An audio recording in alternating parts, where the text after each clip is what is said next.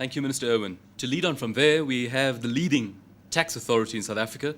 Indeed, the chairperson of South Africa's Commission of Inquiry into Taxation in South Africa. No one better qualified to talk about the legal and regulatory framework than Dr. Michael Katz.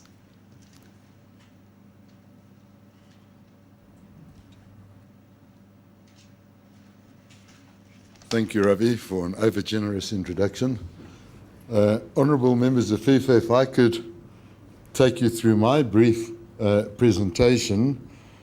The financial infrastructure of South Africa is exceptionally well developed. We have a reserve bank whose independence is guaranteed and entrenched in the Constitution.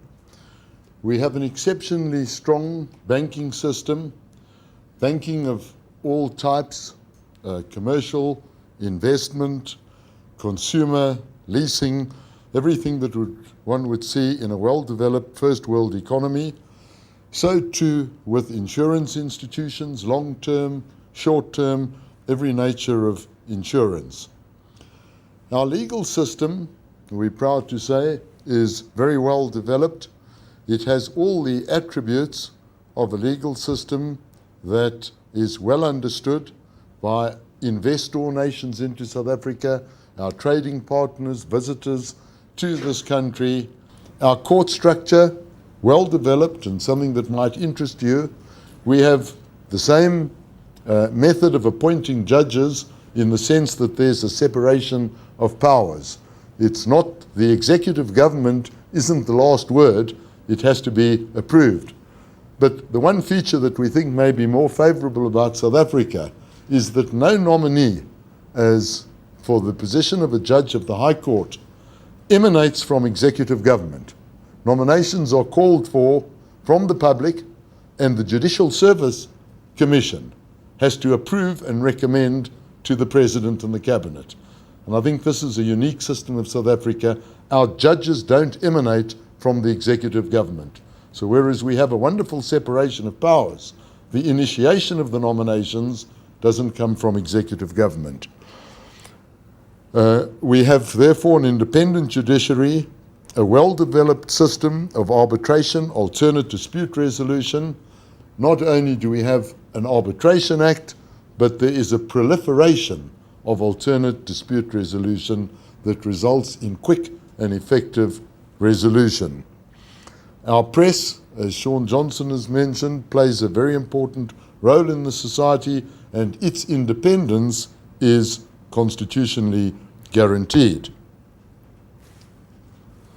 One of the important features of our regulatory system, and I think as a lawyer, without being immodest, with international experience, is I think that our legal and regulatory system is almost unique in its non-discrimination against non-residents.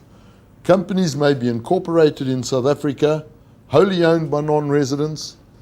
Companies in South Africa don't have to have a majority of resident directors. In fact, there needn't be one resident director.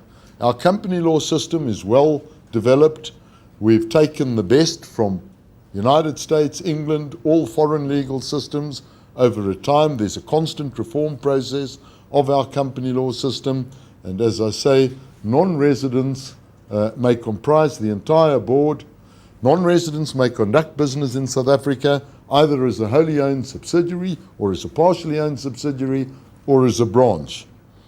Our tax system has been the subject of reform since the inauguration of the democratic government.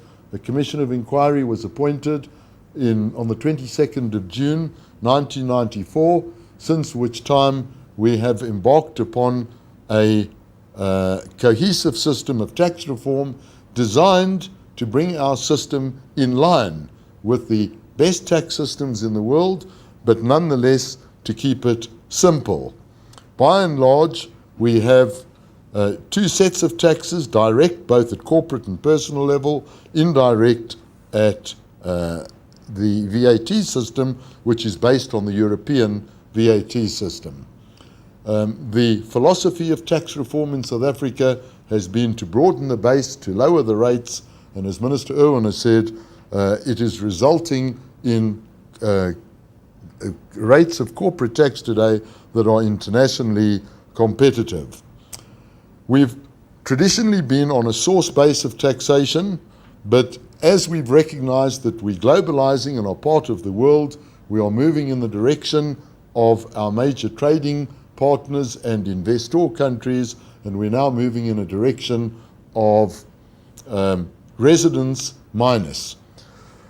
South African dividends on subject to taxation, but we do have a secondary tax on companies. Non-residents, at the moment, our tax system is one of the most favorable in the world. We don't tax interest from a South African source in the hands of non-residents. We don't tax dividends. There's no withholding tax on interest or dividends. Foreigners who provide know-how to South Africa have a very favorable rate on the taxation of royalties. Capital gains tax will be introduced with effect from 1st April 2001, but the system there has been carefully and is in the process of being carefully structured to make it simple and well understood to our partners. Exchange control regulations. South Africa, when the new democratic government took office, was in a very well-structured, deep exchange control system. Since the democratic government took over, that has been more and more relaxed, and I think it's fair to say, honourable members of FIFA, that today South Africa's exchange controls have no impact at all on non-residents. They're not part of the exchange control system. Non-residents may invest, bring money in, take money out without any hindrance whatsoever, be it capital or income. There's only one or two issues relating to local borrowings by non-residents, but that really has no impact whatsoever.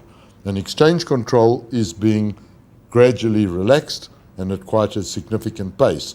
One last issue that I haven't got in the notes that I did want to point out is both in the regulatory system and outside of it, there is increasing attention on good corporate governance.